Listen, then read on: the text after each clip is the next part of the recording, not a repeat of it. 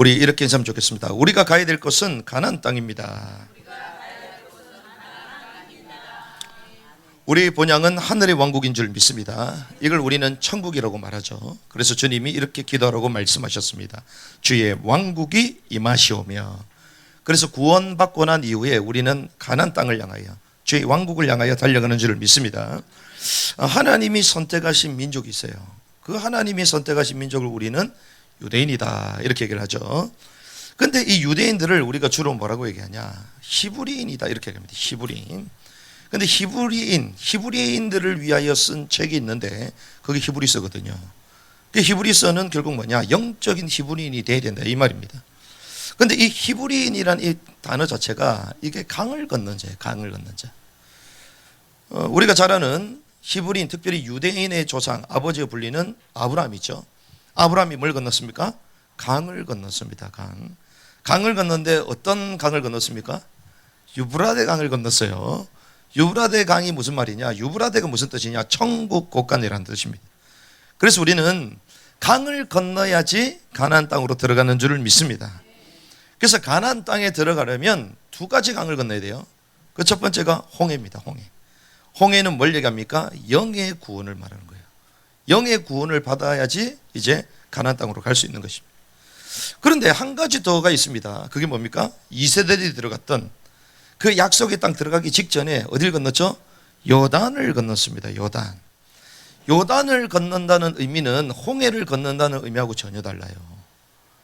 홍해를 건넌다는 것은 구원, 출애굽 이후에 이제 자기의 영의 구원을 말하는 것이고, 이 요단을 건너는 것은 이제 그 반대 저 땅에 자신의 혼을 다 내려놓고 넘어가는 거예요. 스스로 이제 말씀을 높이 들고 언약궤를 높이 들고 제상을 따라 철저히 순종함으로 자기 발을 내디디면서 가는 것이 요단을 건너는 거예요. 혼의 구원을 말하는 것입니다.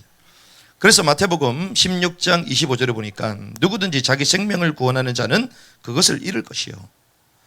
원어 성경은 뭐라고 되어 있습니까? 누구든지 자기 혼을 구원하려는 자는 그것을 잃을 것이요.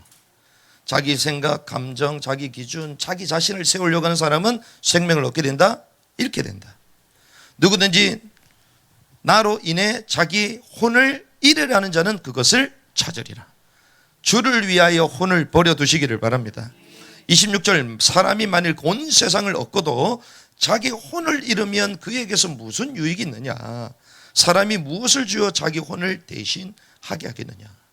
그래서 우리의 모든 뜻을 내려놓고 주님의 뜻에 순종하고 말씀에 길들여져서 요단을 건넜던 믿음의 2세들처럼 저와 여러분들이 그러한 결단으로 이제 강을 건너는 은혜가 있기를 바랍니다.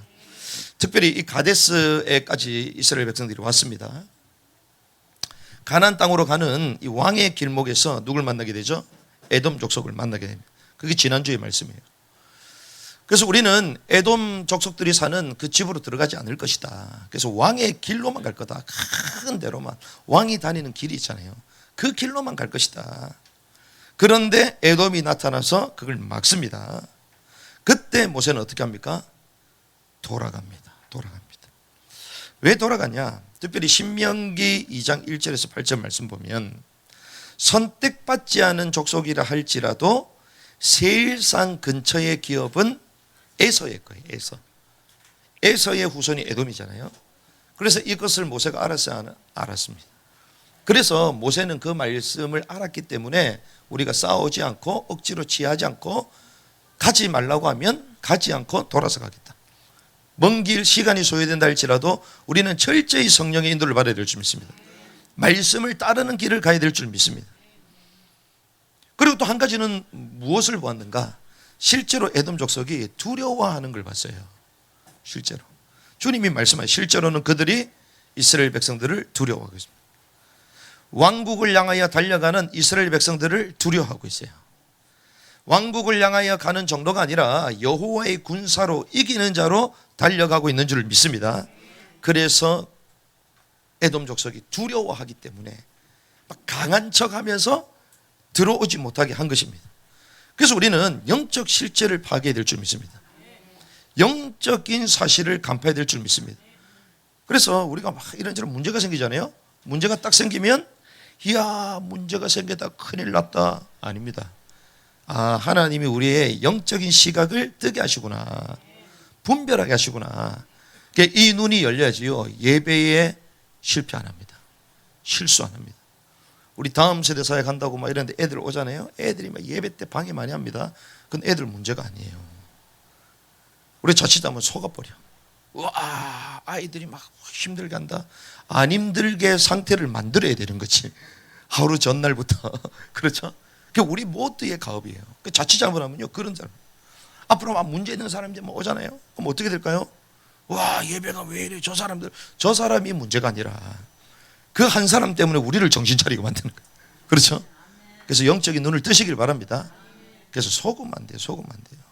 영적 실제, 영적 사실을 간파하고 모세는 돌아갔습니다. 특별히 오늘 본문은 이스라엘 자손 곧 전체 회중이 가데스에서 이제 호르산으로 이동했습니다.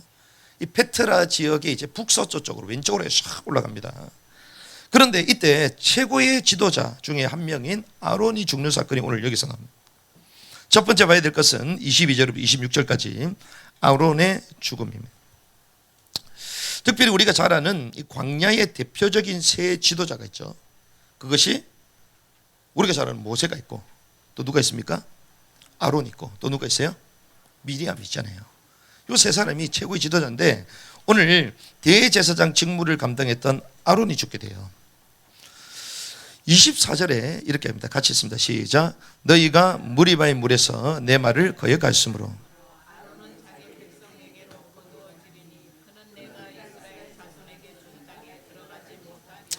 자, 약속의 땅으로 부름을 받았음에도 불구하고 아론은 결국 못 들어갑니다. 이 가나안 땅에 들어가기 거의 한 8개월 전이라고 추정을 하는데 8개월을 남겨두고 못 가는 거예요. 이때 아론의 나이가 123세. 마지막 들어가기 길목에서 딱 죽음을 맞아. 그런데 주님이 이렇게 말씀하십니다. 왜 못 들어갔냐? 24절. 너희가 무리바의 물에서 내 말을 거역하였으므로. 아론은 자기 백성에게로 거두어진다. 자기 백성 광야에서 송장당했던 1세대처럼 죽는다는 거예요. 뭐 그것뿐만이 아니라 이 아론이 실수한 것들이 많이 있습니다. 알다시피 모세가 주님과 대면하기 위하여 라오즈선 시내산에 올라갔을 때에 백성들과 뭐 합니까? 금송아지 만들잖아요. 우상숭배. 그래서 목사님 없을 때 잘하시기 바랍니다. 목사 안 볼 때 잘하셔야 돼요. 우리 중직자가 안 계실 때 우리 아이들이 더 잘해야 될 점 있습니다. 엄마 없을 때 잘해야 돼요. 금송아지 우상숭배 하면서요, 막 선동하고 난리가 났어요. 백성을 바로 인도해야 될 대제사장에도 불구하고 백성을 잘못 인한 방자하게. 그래서 여러분들이 방자하게 가면요, 저의 잘못입니다. 저의 잘못입니다. 그런데 여러분들이 방자하게 행한다 할지라도 제가 바른 길을 미리 선포했으면 죄가 아니에요. 왜? 법도를 알려줬기 때문에. 선택은 누굽니까? 여러분의 선택이에요. 그래서 저는 강한 얘기를 주님 오실 때까지 할 겁니다. 왜? 내가 징계 안 받으려면 바로 얘기해야 돼. 어떤 사람은 와, 목사님 세다. 뭐가 셉니까? 하나도 안 세요. 구약 같았으면 저도 죽어야 돼. 주님 앞에 바른 메시지를 전달해야 돼요. 그 말씀 앞에 저와 여러분들이 복종해야 되는. 그런데 제가 얘기를 안 했어. 사람의 종이 돼가지고 여러분들 원하는 대로 와, 오늘 성령님을 너무 이쁘게 오셨네요 막 이러면서요, 막 인간적으로 막 얘기한다? 제가 죽는 거예요. 이 아론이요, 모세가 없었을 때 대제사장으로서 주님의 법을 세워가면서 이스라엘 백성 끌어야 되는데 방자하게, 백성의 잘못을 인데 방자하게 만나. 또 우리 어떻게 합니까? 모세의 죄를 막 들춥니다. 모세의 죄, 지도자의 죄를 막 들춰요. 미리암은 어떻게 됩니까? 문둥병까지 앓잖아요. 이게 아론의 죄라. 아론의 죄. 지도자 모세를 비방했습니다. 그리고 무리바 반석 사건, 이 지난번에 말씀 나눴죠. 하나님의 거룩함을 나타내지 못했어요. 주님이 40년 동안 광야 생활하는 가운데 이스라엘 백성들 먹였어요, 안 먹였어요? 먹였습니다.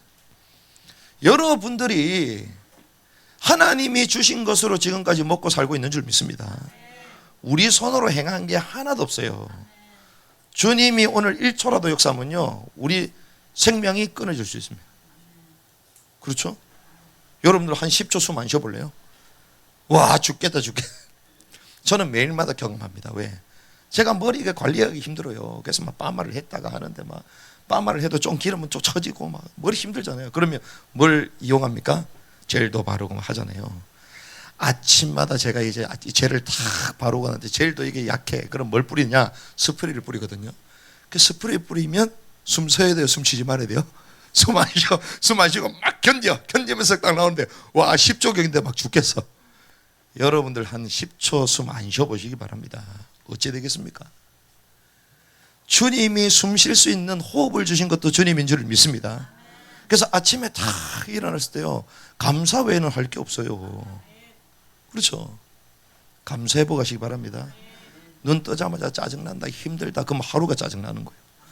주님이 최고의 영광을 올려드리고 주님의 사역을 할 수 있도록 생명을 우리에게 호흡을 주셨는데, 하나님께 감사하지 않고 그럼 되겠습니까? 마찬가지입니다. 주님이 40년 동안 계속 먹이셨어요. 입히셨어요. 염려할 필요 있으면 없습니까? 없어요. 염려하는 것 자체가 죄예요. 그래서 누구에 대한 죄? 주님께 대한 불신은. 하나님을 안 믿는 거예요. 전혀 안 믿는 거예요. 자기 스스로 살아났다 착각하는 거죠. 무리바 반석 사건이 무엇입니까? 주님께서 지금까지 반석에서 물을 내셨어요. 근데 마지막에 무리바에서 이제 불평하는 이스라엘 백성들을 향하여 주님 뭐라고요? 물을 내라. 그냥 반석에 뭐 해라? 말해라. 말하면 되는 거예요. 우리는 주님 시킨 대로 그대로 말해야 될 줄 믿습니다. 말하면 되는, 누가 어쩌고 저쩌고 그거는 둘째 문제예요. 주님이 말씀하신 게 맞다면 주님이 말씀하노라 말하면 되는 겁니다. 그런데 그때 이스라엘 백성들 하는 행태를 보니 모세가 열받아요, 안 받아요? 열받죠. 그래서 어떻게 합니까? 반석을 쳐버리잖아요. 재밌습니다. 성경 반석은 뭐라고 얘기합니까? 그리스도. 반석 대신 그리스도. 그런데 지난번에 반석을 쳤어요, 안 쳤어요? 쳤습니다. 시내산 앞에 반석 쳤어요. 그래서 지금도 시내산이라고 추정되는 사우디에 보면 라오즈산이 있습니다. 그래서 저는 이제 거기 갈 거예요. 같이 갈 사람들 지금부터 준비하시기 바랍니다. 사우디에 라오즈산이 있어요. 라오즈 시내산이 있어요. 지금까지 우리는 이제 이스라엘 쪽에 있다고 생각했었는데, 홍해가 두 군데입니다. 홍해가 한 군데가 아니고 수에즈만이 있고 아카바만이 있거든요. 수에즈만은 이제 이집트하고 연결되어 있고 아카바만은 사우디하고 연결되어 있어요. 그쪽 밑에 고고학자들이 바다에 지질부터 해가지고 토양부터 해서 수중 탐사팀들이 들어가서 다 발견하니까 이집트 고대 병거와 전차들이 전부 다 나온 거예요. 그 정도뿐만이 아니라 그 지나고 나면 이제 라오즈산이라고 불리는 사우디의 큰 높은 산이 있는데, 그 산이 군사지도로 좀 박혀 있었던 곳이에요. 그런데 우리가 잘 아는, 여러분 애터미 아시죠? 애터미. 거기하고 관련되어 있는 박사님이 한 분이 계시는데, 그분이 사우디 황실에 이제 주치의로 들어가서 그들을 고치고 이러는 가운데에 휴가증을 준 겁니다. 그래서 마음껏 이 비행기를, 경비행기를 타고 이제 원하는 대로 사우디를 돌아다녀라. 그래서 군사시설까지 가버렸네요.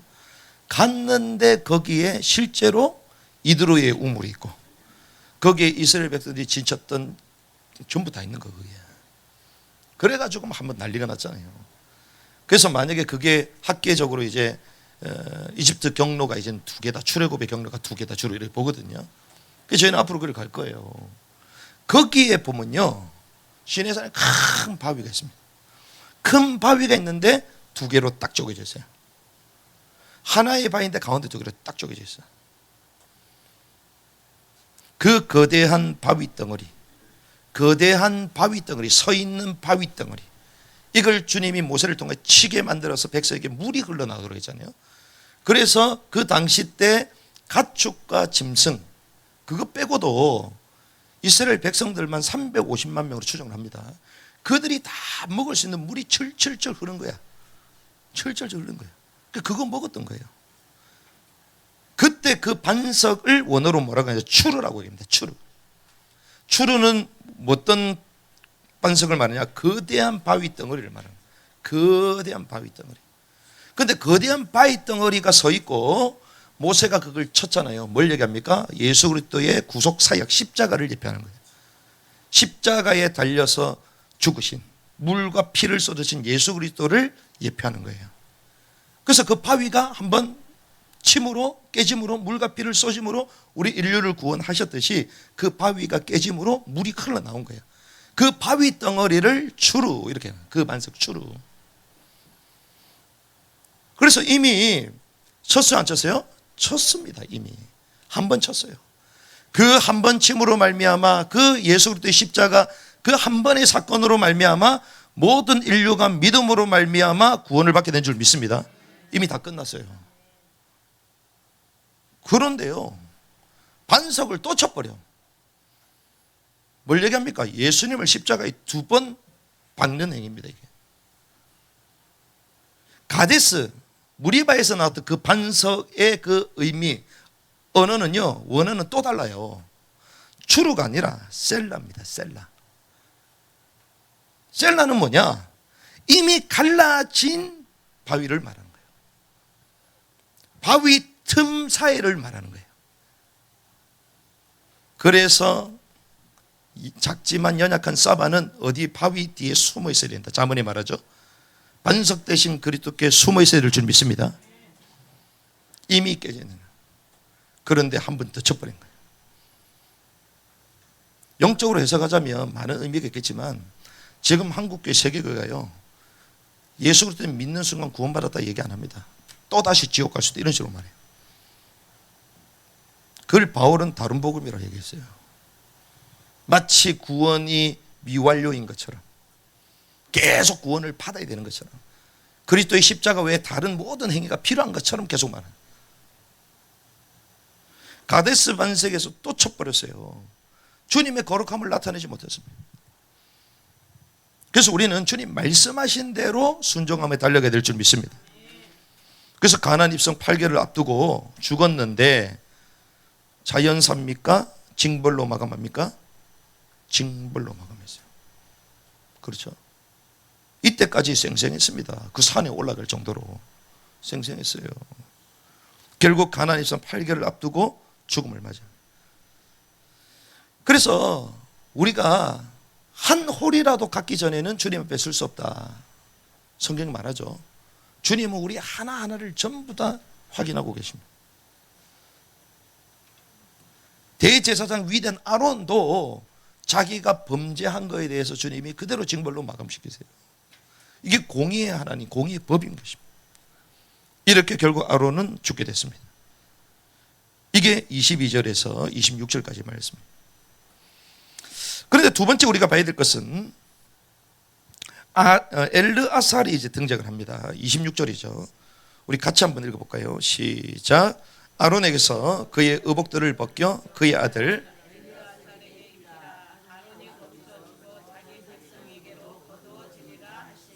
자, 그러면서 모세가 주께서 명하신 대로 했는데 그들이 회중의 눈 앞에서 호르산으로 올라간 뒤 모세가 아론에서 그의 의복들을 벗겨서 그의 아들 엘르아살에게 입힙니다.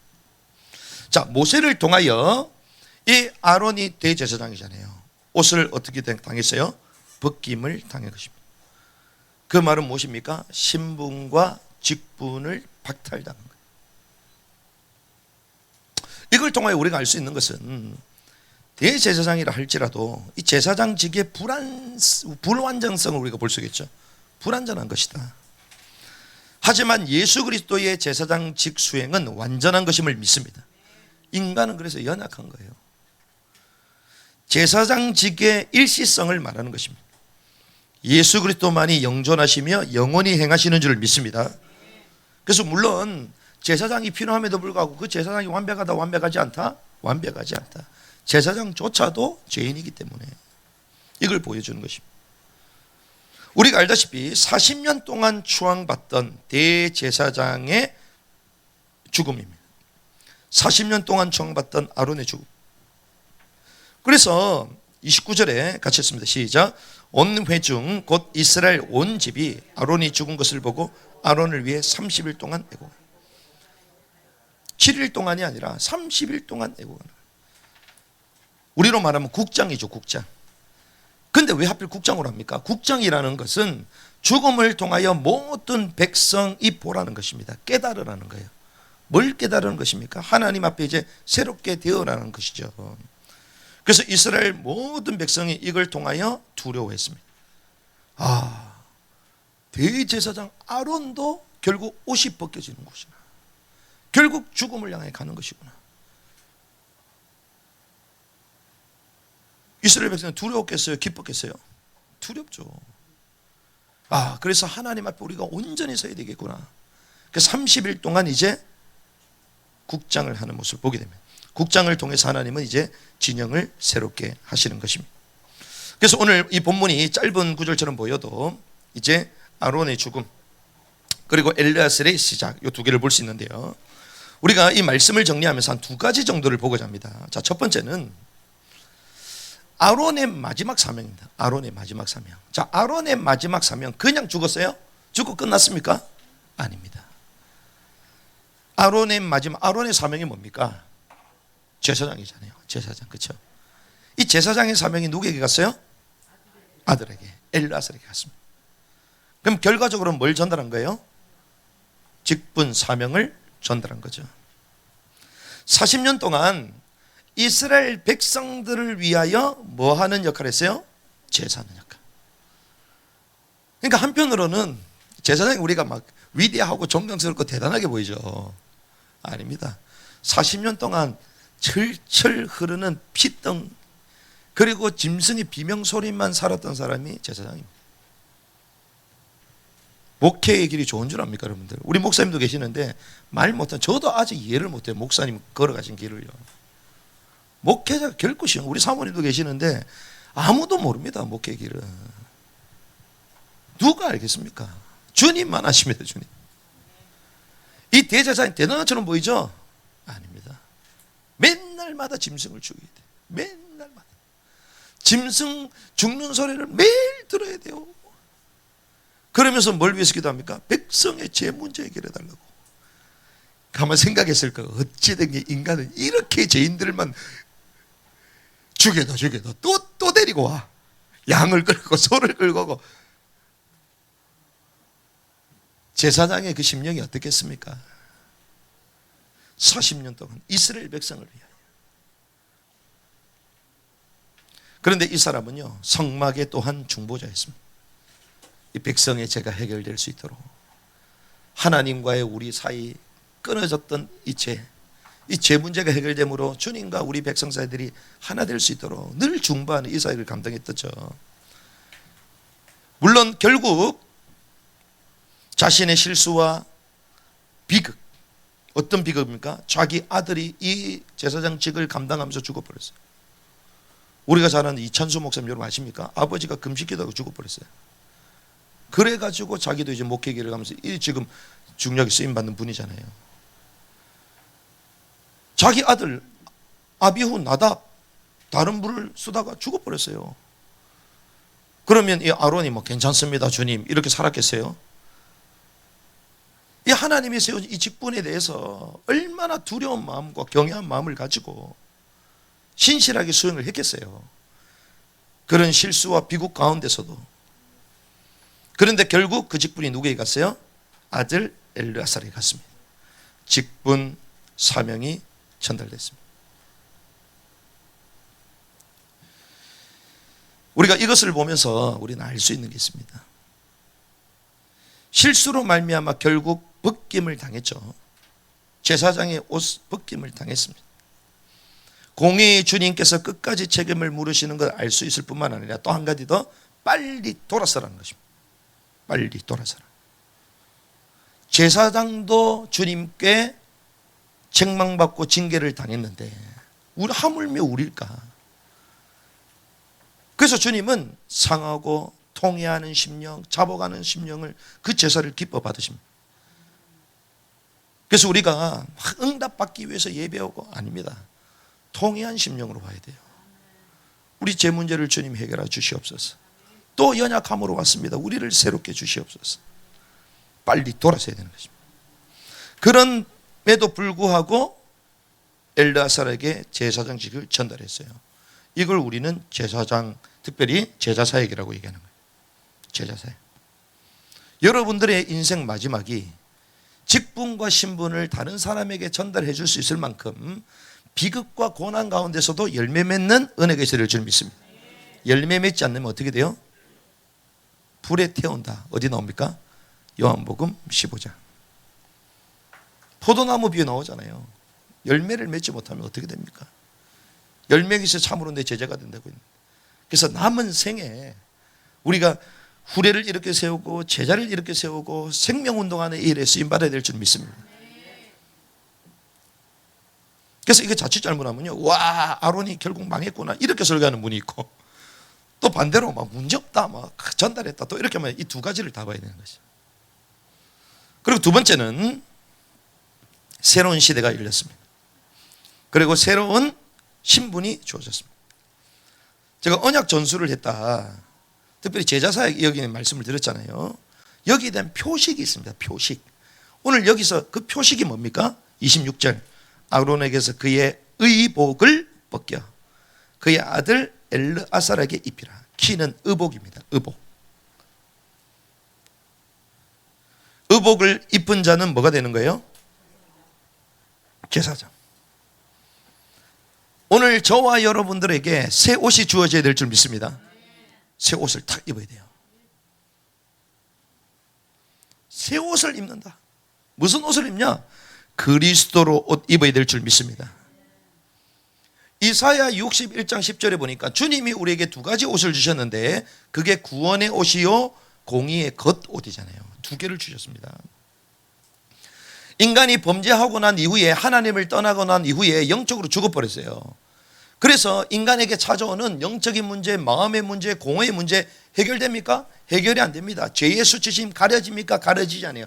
그래서 인간의 힘으로 무화과 나무 잎으로 치마를 뜯어냈어요. 하지만 가렸지만 수치심이 가려져요? 안 가려지죠. 그때 주님은 뭘 주십니까? 가죽 옷을 주세요. 가죽. 새 옷을 주시는 거예요. 십자가의 대속을 말하는 것입니다. 저와 여러분들이 십자가의 대속의 가죽 옷을 입은 줄 믿습니다. 이게 구원받은 하나님의 백성이에요. 그래서 여러분들이 무화과 나무 치마 옷 찢어버려라. 아무 쓸모 없습니다. 우리의 인간적인 생각, 노력, 행위 필요했어요? 없어요? 구원에 대해서는 하나도 필요 없습니다. 그래서 오직 십자가만 붙잡아라. 그런데 두 번째는 주님이 우리에게 주시는 옷이 뭐라고요? 공의의 겉옷이잖아요. 우리의 과거 신분, 체질, 삶에서 벗어나는 이기는 자의 흰옷을 입어야 될 줄 믿습니다. 이기는 자의 흰옷을 입어라. 여기 제사장에게 입혀준 그 옷이요, 바로 이 옷이에요. 그냥 케토노트 제사장이 입는 이 옷은요, 길게 내려오는 전신을 전부 다 덮는 이 옷입니다. 그게 하얀 흰 옷입니다. 그런데 이 옷을 우리는 이기는 자의 흰 옷이다. 요한계시록 19장 8절. 성도들의 옳은 행실, 그 옷을 입어야 되는 것이죠. 그런데 알다시피 주님은요, 지금도 승천하셔서 주님 보좌에 계시는 가운데 7 금등대 사이를 다니시는 대제사장으로 계신 줄 믿습니다. 자, 대제사장으로 예수님께서 어떤 옷을 입고 계세요? 이거는 계시록 집회 참석한 분은 다 알아서. 뭘 입었죠? 발까지 끌리는 옷을 입으셨어요. 이게 제사장의 옷입니다. 그래서 저와 여러분들은 무엇을 입어야 되냐? 이 새 옷을 입고 가나안 땅에 들어갈 왕의 길로 행하는 자들입니다. 제사장의 옷을 입어야 될 줄 믿습니다. 이 새 옷을 입고 이긴 자들 입는 이 새 옷을 입고 어떤 길을 행한다고요? 왕의 길을 행하는 것입니다. 왕의 길로 행하는 것은 왕의 법도를 따르는 것입니다. 그래서 우리는 한편으로는요, 옷을 남기고 옷을 입는 자예요. 그렇죠? 옛날에 구습, 잘못된 옷, 맞지 않는 옷 벗어버리기 바랍니다. 하지만 그리스도로 옷 입고 공의의 겉옷을 입고 이기는 자의 흰 옷을 입고 제사장들에게 주시는 그 새 옷을 입고 주의 왕국을 향하여 거침없이 달려가는 은혜가 있기를 주님의 이름으로 축복합니다.